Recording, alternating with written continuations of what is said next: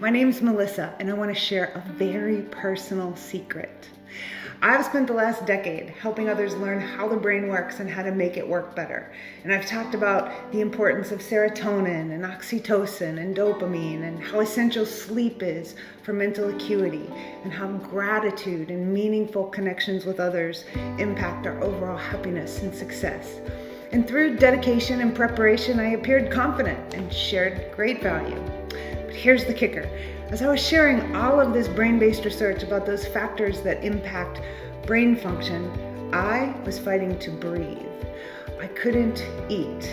I wasn't sleeping for days at a time. I was having debilitating panic attacks because I felt like a fraud. Terrified of being exposed, I withdrew from pretty much everyone until I realized that this is a real thing and I am not alone. See, we all have this inner critic, and sometimes he acts like our worst best friend, pointing out every failure and flaw.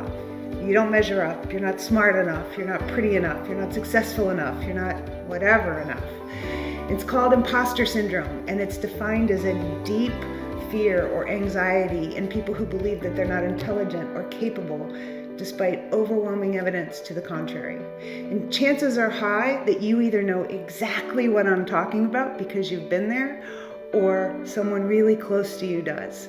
Most people experience it at some point, and it's prevalent among high achievers, and it often strikes after an especially notable accomplishment. In fact, the more successful you are, the more prone you are to experience it. And if it goes unchecked, imposter syndrome can prevent us from setting new goals or enjoying our successes, or worse, the freedom to be vulnerable.